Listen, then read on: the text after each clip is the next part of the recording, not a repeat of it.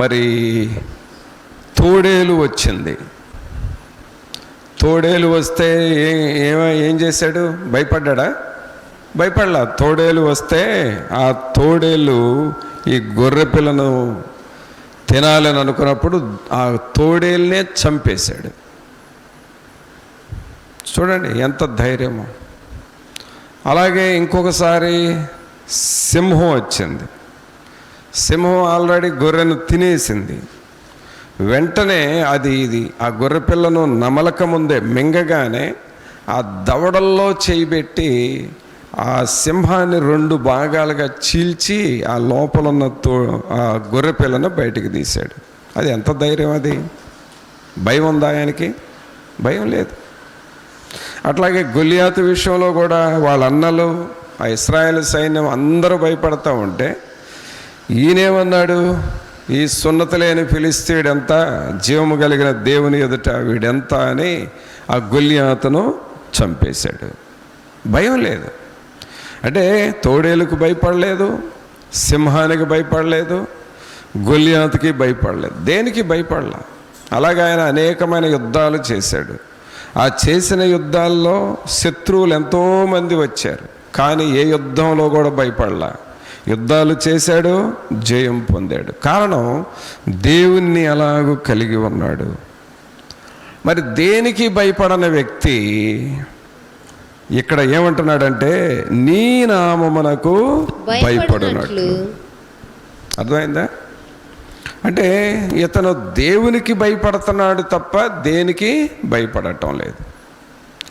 ప్రభునందు పిల్లరా, మనం గమనించాల్సింది ఏంటంటే నీవు దేవునికి భయపడితే ఇక మనం దేనికి భయపడిన అవసరం లేదు.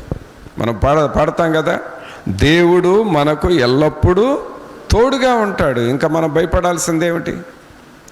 ఇక్కడ ఏమంటున్నాడు? నీ నామమునకు భయపడునట్లు నా హృదయమునకు ఏకదృష్టి కలుగ చేయము. బైబిల్ గ్రంథంలో చూస్తే దేవునికి భయపడిన వాళ్ళు దేనికి భయపడలేదు. మనం దేవునికి భయపడలేదు అనుకోండి, ఎప్పుడు భయాలు ఉంటాయి మనకు. చివరికి సాతానుడు అన్న భయమే, శత్రువు అన్న భయమే, రోగం అన్న భయమే, శోధన వచ్చిన భయమే. కారణం దేవుని భయం లేదు. దేవుని భయం ఎలాగ మనం అలవర్చుకోవాలి? దేవుని భయము మనం కలిగి ఉండాలి అనంటే ఆయన వాక్యానికి, ఆయన సన్నిధికి మనం ప్రాముఖ్యత ఇవ్వాలి. సహజంగా మరి ఇలాంటి ఆదివారపు ఆరాధనలు, అలాగే ప్రత్యేకమైన ఉపవాస ప్రార్థనలు వచ్చినప్పుడు దేవుని భయం ఉన్నవాళ్ళు ఖచ్చితంగా ప్రార్థనకు వస్తారు, ప్రార్థన చేస్తారు. అది నీకు దేవుని భయం ఉంది అని అర్థం. దేవుని భయం లేకపోతే ఇష్టానుసారంగా ప్రవర్తిస్తాం, లోకానుసారంగా వెళ్ళిపోతాం. దేవుని భయం ఉన్నవాళ్ళు అలా చేయలేరండి. వాక్యానికి వ్యతిరేకంగా జీవించలేరు, అలాగే దేవుని సన్నిధిని వెనకేసుకోరు. ఆ క్రమాన్ని, అలాగే మంచి మాదిరిని కలిగి ఉంటారు. అలాంటి క్రమములో దావీదు గారు ఉంటున్నాడు. అందుకని ఇక్కడ నీ నామమునకు భయపడునట్లు నా హృదయమునకు ఏకదృష్టి కలుగ చేయము. నేను ఎల్లప్పుడూ నీకు భయపడుతూ ఉండాలి. దేవునికి భయపడటం అంటే ప్రార్థన చేసుకోకపోయినా అయ్యో ఈరోజు ప్రార్థన చేసుకోలేదు అనే భయం వేస్తుందండి. దేవునికి భయపడే వాళ్ళ లక్షణాలు ఇవి. ప్రార్థన చేసుకోకుండా ఉండలేరు వాళ్ళు, వాక్యం చదవకుండా ఉండలేరు. అలాగే దేవునికి భయపడే వాళ్ళ లక్షణం ఎలా ఉంటుందంటే దేవుని పని పట్ల చాలా శ్రద్ధగా ఉంటాం మనం. అది దేవునికి భయపడే వాళ్ళ లక్షణం. కావున ప్రభునందు పిల్లరా, మనము దేవునికి భయపడుతూ ఉంటే దేవుడు అన్ని విషయాల్లో మనల్ని కాపాడతాడు. దావీదు గారే మనకు ఉదాహరణ. దావీదు గారు దేవునికి భయపడుతున్నాడు కాబట్టి తోడేలకు భయపడలేదు, సింహానికి భయపడలేదు, దయ్యాలకు భయపడలేదు, గొలియాతుకు భయపడలేదు, యుద్ధాలు వచ్చినప్పుడు శత్రువులకి కూడా భయపడలేదు. కారణం ఎప్పటికప్పుడే ప్రభు ఆయనను బలపరుస్తూ ధైర్యపరుస్తూ వచ్చాడు. అర్థమైందా? మరి అలాగూ మీ మీద నేను ఏకదృష్టి కలిగి ఉండాలి. అంటే మన మనస్సు అటు ఇటు పోకూడదు. ఇక ఏకదృష్టి, ఏక మనస్సు కలిగి ఉండాలి. మీరు దేవుని మీదే మనం దృష్టి పెట్టాలి. ఇంకా వేరే వాటికి అటు ఇటు మన మనస్సు పరిగెత్తకూడదు. ఏకదృష్టి. నీ నామమునకు భయపడినట్లు నా హృదయమునకు ఏకదృష్టి కలుగ చేయము. దేవునికి భయపడి ఆయన మీద ఆధారపడినప్పుడు మన జీవితాలు ఎలా మారిపోతాయి అనంటే, ద్వితీయోపదేశకాండము 5వ అధ్యాయం తీయండి. ద్వితీయోపదేశకాండము 5వ అధ్యాయము 29వ వచనం చదువుదాం. 5వ అధ్యాయం 29వ వచనం. వారికి వారి సంతానమునకును నిత్యమును క్షేమము కలుగునట్లు వారు నాయందు భయభక్తులు కలిగి నా ఆజ్ఞలన్నిటినీ అనుసరించు మనస్సు వారికుండిన మేలు. చూసారా? దేవునికి భయపడేవారు ఎలా ఉంటారంటే, వారికిని వారి సంతానమునకును నిత్యమును క్షేమము కలుగునట్లు. ఏం కలుగుతుంది మనకు? నిత్యము క్షేమము. నీకు క్షేమము, నీ పిల్లలకు క్షేమము, నీ కుటుంబానికి క్షేమము, మన సంఘానికి క్షేమము, మన గ్రామానికి క్షేమము, మన తోటి వారందరికీ క్షేమం ఉంటుంది. ఎప్పుడయ్యానంటే దేవునికి నువ్వు భయపడి ఆయన వాక్యమును అనుసరించి నడుచుకోవాలి. ఆ మనస్సు ఉంటుందా? ఇప్పుడు కొంచెంగా సాతానుడు ఏం చేస్తాడంటే, ఆ దేవుని భయములో నుండి ప్రక్కకు నెడతా ఉంటాడు, ప్రక్కకు మళ్ళిస్తూ ఉంటాడు. దేవుని భయం. వాక్యం చదవకపోతే ఇంతకుముందు దేవుని భయం ఉండేది. ప్రార్థన చేయకపోతే అమ్మో ప్రార్థన నిర్లక్ష్యం చేస్తాననే భయం ఉండేది. ఇప్పుడు బైబిల్ చదవకపోయినా ప్రార్థన చేయకపోయినా భయం పోతుంది. కారణము, దేవుని మీద నువ్వు దృష్టి తగ్గిస్తున్నావు అని అర్థం. మనం ఎప్పుడూ కూడా దేవుని మీద దృష్టి తగ్గించకూడదు. మనం ఆయన వైపే చూస్తూ దేవుని మార్గమును అనుసరించి మనం నడుచుకుంటూ ఉండాలి. మన దృష్టి ప్రక్కకు పోకూడదండి. ఏమాత్రం ప్రక్కకు పోకూడదు. మన దృష్టిని ప్రక్కకు పోయేవి చాలా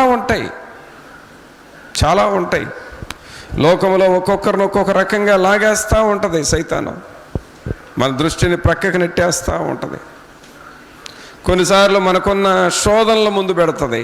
ఆ శోధనల వైపే వాటిని చూసుకుంటా ఉండు అని చెబుతూ ఉంటుంది. ఇక నువ్వు లేచిన దగ్గర నుండి శోధనలు చూసుకుంటానే ఉంటావు తప్ప దేవుని మీదకి నీ దృష్టి పోదు. శోధనల వైపు మనం చూడకూడదు.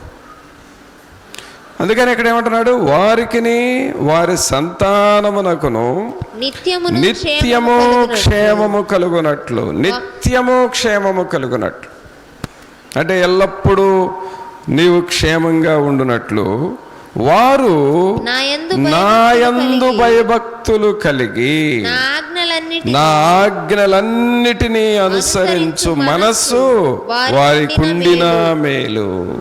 దేవుని యందు భయభక్తులు కలిగి ఉండాలి. ఇది మనకు క్షేమము. నువ్వు ఏ స్థాయిలో ఉన్నా సరే అది నీకు క్షేమము. నువ్వు దేవుని యందు భయభక్తులు కలిగి ఉంటే దేవుడు నిన్ను క్షేమంగా కాపాడుతాడు. నువ్వు చేసే పనిని కూడా దేవుడు దీవిస్తాడు. మన పనులు ఎప్పుడు దీవించబడతాయని ఉంది వాక్యంలో. 128వ కీర్తన తీయండి. మన పనుల్ని, మనం చేసే పనులు దేవుడు ఎప్పుడు దీవిస్తాడంట? 128వ కీర్తన మొదటి వచనం నుండి చూడండి. యెహోవా యందు భయభక్తులు కలిగి ఆయన త్రోవల యందు నడుచు వారందరూ ధన్యులు. ఏం కలిగి ఉండాలి? యెహోవా యందు భయభక్తులు కలిగి. అనగా స్టూడెంట్ వయస్సు నుండే ఆ భయభక్తులు మనం నేర్చుకోవాలి. స్టూడెంట్ వయస్సులో నుండే దేవుని యందు ఆ భయభక్తులు, ఆ క్రమమును మనం నేర్చుకోవాలి. అది నీకు అలవాటు కావాలి. తెల్లవారుజామున లేచి ప్రార్థన చేయటం అలవాటు అవ్వాలి. ప్రతిదినము వాక్యం చదవటం నీకు అలవాటు అవ్వాలి. అలాగే నీకు సమయం ఉన్నప్పుడల్లా దేవుని పనిని చేయటం నీకు అలవాటు కావాలి.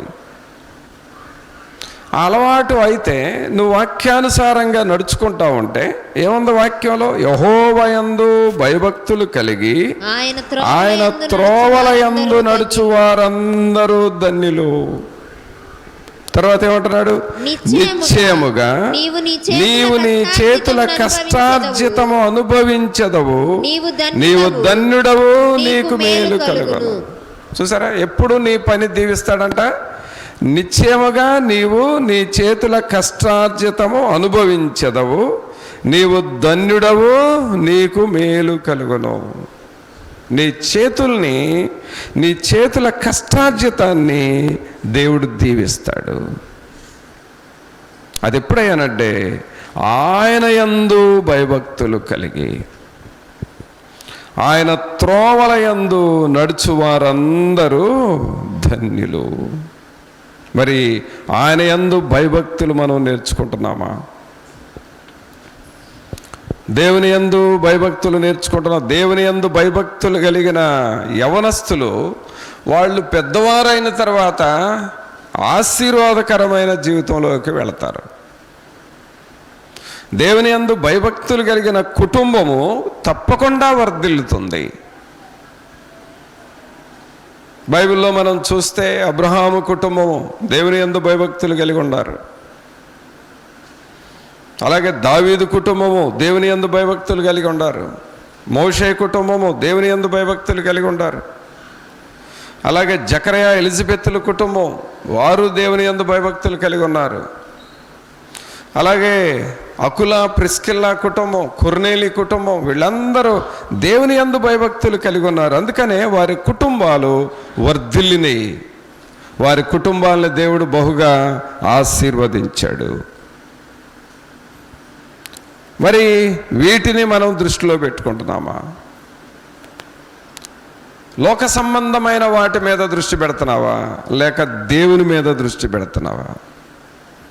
సాతానుడు ఎప్పుడు కూడా దేవుని మీద నుండి నీ దృష్టిని ప్రక్కకి తొలగిస్తూ ఉంటాడు. అందుకని నువ్వు కుడికి కానీ ఎడమకు కానీ తిరుగక అని ఉంది వాక్యంలో. ఆ అధ్యాయంలో చూడండి, ద్వితీయోపదేశకాండం 5వ అధ్యాయంలోనే 33వ వచనంలో ఉంటుంది చూడండి. 33వ వచనం, కాబట్టి మీరు కుడికే గాని ఎడమకే గాని తిరుగక. ఎటు పోకూడదు. మీరు కుడికి కానీ ఎడమకు కానీ తిరగకూడదు. దేవుని మీదే మీరు దృష్టి పెట్టాలి. దేవుని మీద మీరు మనసు పెట్టాలి. అక్కడ ఏమంటున్నాడు? మీరు కుడికే కానీ ఎడమకే గాని తిరుగక మీ దేవుడైన యెహోవా ఆజ్ఞాపించినట్లు చేయుటకు జాగ్రత్త పడవలెను.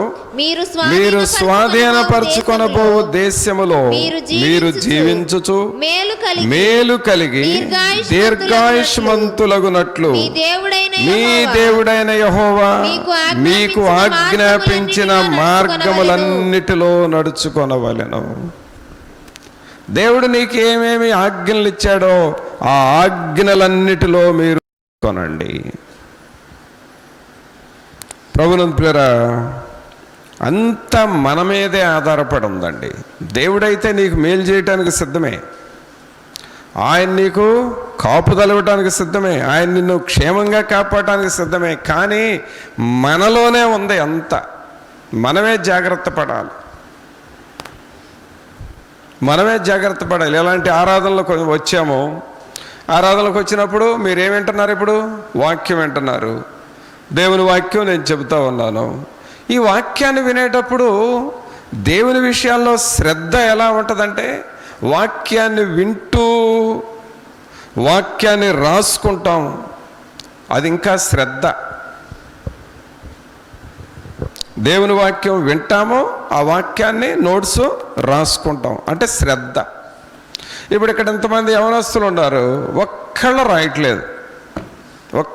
అంటే అర్థం ఏంటంటే ఈ వినే వాక్యం అంతా వీళ్ళ జీవితాల్లో వేస్ట్ అయిపోద్ది ఎప్పటికైనా సరే. నువ్వు ఫలిస్తావా ఫలించవా అనేది ఇప్పుడే చెప్పవచ్చు నీ భవిష్యత్తు.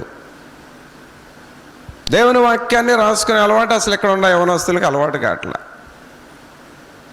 ఎందుకు అలవాటు కావట్లేదంటే ఆ వాక్యం యొక్క విలువ తెలియట్లేదు. ఆ వాక్యం విలువ ఎందుకు తెలియట్లేదంటే మనస్సు పెట్టట్లా.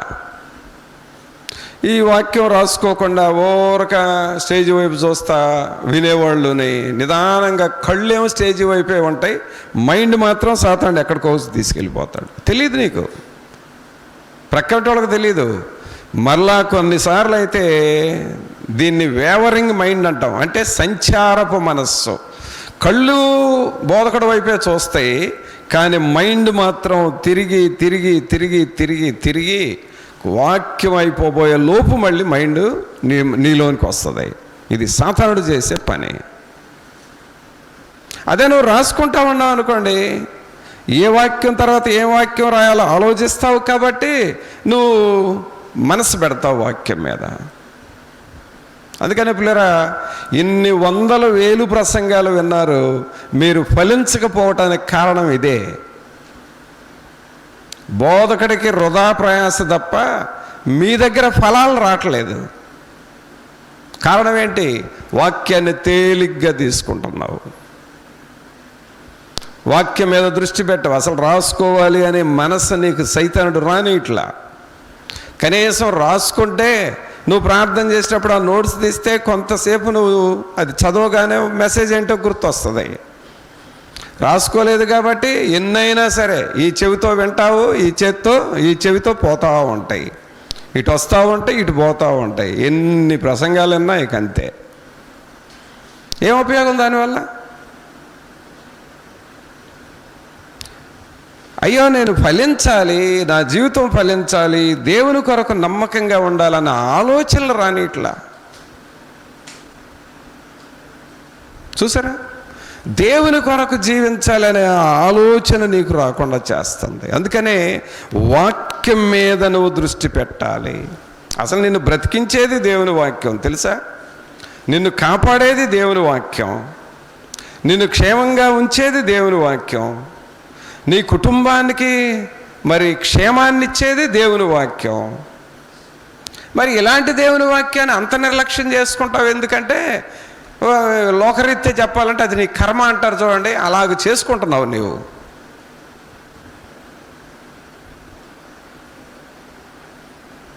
కొంతమంది అసలు బైబిల్ చదవటం కూడా తప్పే అన్నట్టుగా అసలు బైబిల్ కూడా చదవరు. అది నీకు పట్టిన దరిద్రం, అది అంతే. దేవుని వాక్యం కూడా చదవాలి అని ఎన్నిసార్లు చెప్పినా నువ్వు చదవలేదంటే నీకు దరిద్రం పట్టింది, నీ కుటుంబానికి దరిద్రం. అది ఏమన్నా వాక్యానికి విలువిస్తున్నావు అసలు నువ్వు? దేవుని వాక్యం ఏముంది? మీరు కుడికే గాని ఎడమకే గాని తిరుగక మీ దేవుడైన యెహోవా ఆజ్ఞాపించున్నట్లు చేయుటకు జాగ్రత్త పడాలి. ఉందా ఇలాంటి జాగ్రత్త? ఇలాంటి జాగ్రత్త నీకు ఉందా? నాకు ఉందా? ప్రియరా, దేవుని వాక్యం ఎదుట ఎవరమైనా భయపడాలి. ఒకవేళ వాక్యానికి నువ్వు భయపడట్లేదంటే నీవు రాంగ్ రూట్లో ఉన్నావని అర్థము. రాంగ్ రూట్లో ఉన్నావు. రాంగ్ రూట్లో ఉన్న వాళ్ళ పరిస్థితి ఎలా ఉంటుందంటే,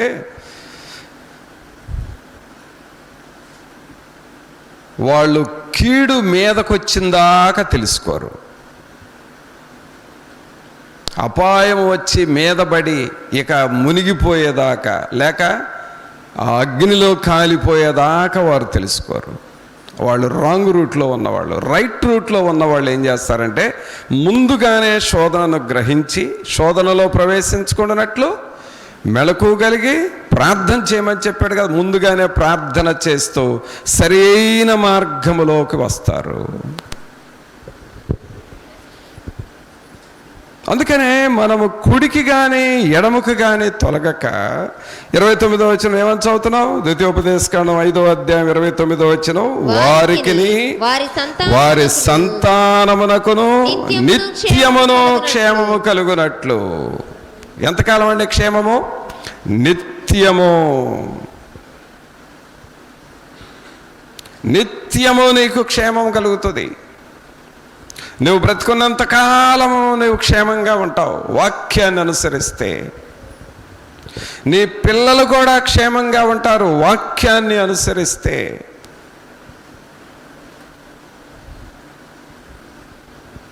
ఆ దైవభక్తి నేర్చుకునే వారి పద్ధతులే వేరుగా ఉంటాయండి.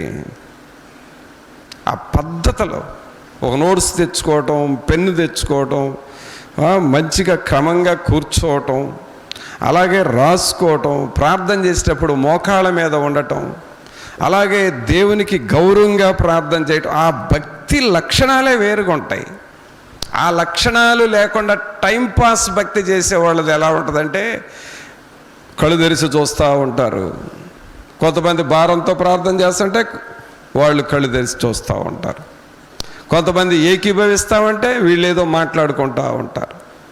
దేవుని వాక్యం భారంగా చెబుతూ ఉంటే టక్కన లేచి బయటికి వెళ్ళాలని అనిపిస్తూ ఉంటుంది. వీళ్ళ లక్షణాలే వేరుగా ఉంటాయి. వీళ్ళకేమవుతుందంటే వాక్యం ఎక్కదు, మనసులోకి భక్తి రాదు. ఎన్ని సంవత్సరాలుండా ఇంకా ఇంకా జారిపోతారు తప్ప ఏమాత్రం ముందుకు రారు. చూడండి, పేతురును కూడానంట జల్లించాలని చూసిందంట సైతాను. అప్పుడు ప్రభు అంటున్నాడు, పేతురు, సాతానుడు నిన్ను గోధుమలాగా జల్లించాలని చూశాడు, కానీ నీ కొరకు నేను తండ్రిని వేడుకొన్నాను, నీ కొరకు నేను ప్రార్థన చేశాను. నేను నీ కొరకు ప్రార్థన చేయకపోతే సాతానుడు నిన్ను జల్లించి తీసుకువెళ్ళి పొట్టులో విసిరి పారేసేవాడు, అగ్నిలోనూ కాలిపోయి ఉండేవాడు. నేను నిన్ను కాపాడమని తండ్రిని వేడుకున్నాను. ప్రియరా, నీకు అర్థమవుతా ఉందా? దేవుని సన్నిధిలో ప్రార్థన నీకు కాపుదల ఇస్తుందని అర్థమవుతుందా? దేవుని సన్నిధిలో నువ్వు వింటున్న వాక్యము నిన్ను నీ కుటుంబాన్ని క్షేమంగా కాపాడుతుందని అర్థమవుతుందా?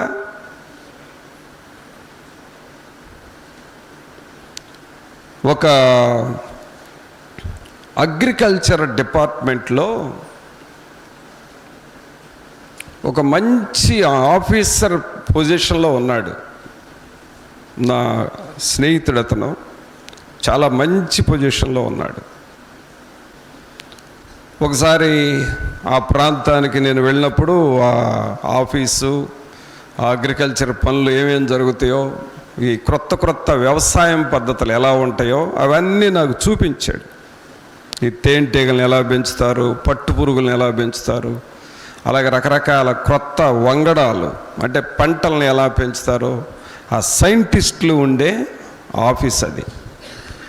ఆ ఆఫీస్కి తీసుకెళ్ళి నాకు బ్రదర్ ఎలా ఉంటుంది మా ఆఫీస్ అని చెప్పాడు. ఎందుకు చెప్పానంటే ఈ విషయం, ఇతను చదువుకునే రోజుల్లోనే నాకు ఫ్రెండ్. ఆ చదువుకునే రోజుల్లో ఏమన్నాడో తెలుసా? బ్రదర్, మన జీవితంలో అంటే స్టూడెంట్గా ఉన్నప్పుడు, ఇది ఇక్కడ ఉన్నారా ఈ పిల్లలు స్టూడెంట్స్ ఈవేళ వయసులో ఉన్నప్పుడు, బ్రదర్ ఏది ఏమైనా సరే బుధవారం ప్రార్థన, శనివారం ప్రార్థన ఎప్పటికీ పోగొట్టుకోకూడదు మనం అన్నాడు. అప్పుడు ఎంత అతని వయసు? ఒక 17-18 సంవత్సరాల వయసు. అప్పుడే చదువుల్లో ప్రారంభంలో ఉన్నాడు. ఏది ఏమైనా బుధవారం ప్రార్థన, శనివారం ప్రార్థన పోగొట్టుకోకూడదు. తర్వాత రెండో మాట ఏమన్నాడు తెలుసా? మనం సేవకులకి కనిపిస్తూ ఉండాలి బ్రదర్. కనిపిస్తూ ఉంటే మనల్ని చూసినప్పుడు వాళ్ళు మన కోసం ప్రార్థన చేస్తారు. ఆ ప్రార్థనే మనల్ని ఆశీర్వదిస్తుంది అని చెప్పాడు.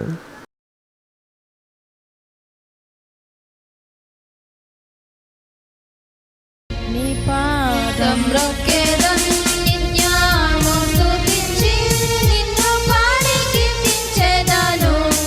యేసయ్యా నీ ప్రేమ పొంగుచున్నది, యేసయ్యా నీ ప్రేమ పొంగుచున్నది.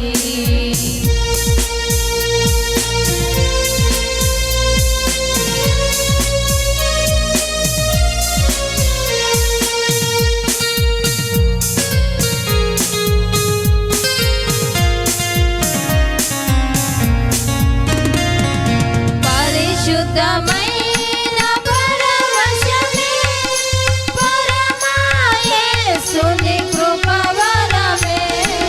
పరిశుద్ధమైన పరవశమే పరమా యేసుని కృపవరమే. వెదకి నన్ను కనుగొంటివి, పాడుటకు పటనిచ్చితివి. నన్ను కనుగొంటివి, పాడుటకు పటనిచ్చితివి. నీ పాదం రొక్కెదన్ నిత్యము స్తుతించి నిన్ను పాడి కీర్తించెదను. యేసయ్యా నీ ప్రేమ పొంగుచున్నది, యేసయ్యా నీ ప్రేమ పొంగుచున్నది.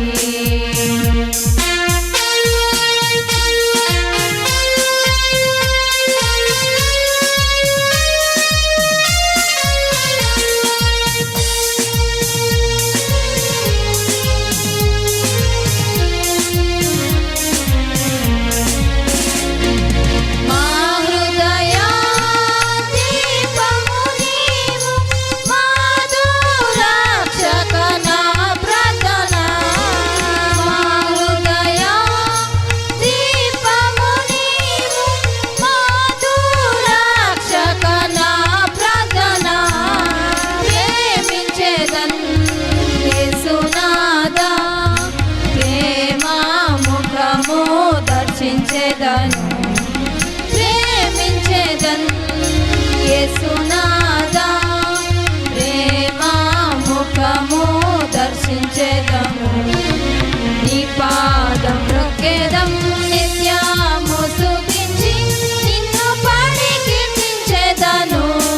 యేసయ్యా నీ ప్రేమ పొంగుచున్నది, యేసయ్యా నీ ప్రేమ పొంగుచున్నది.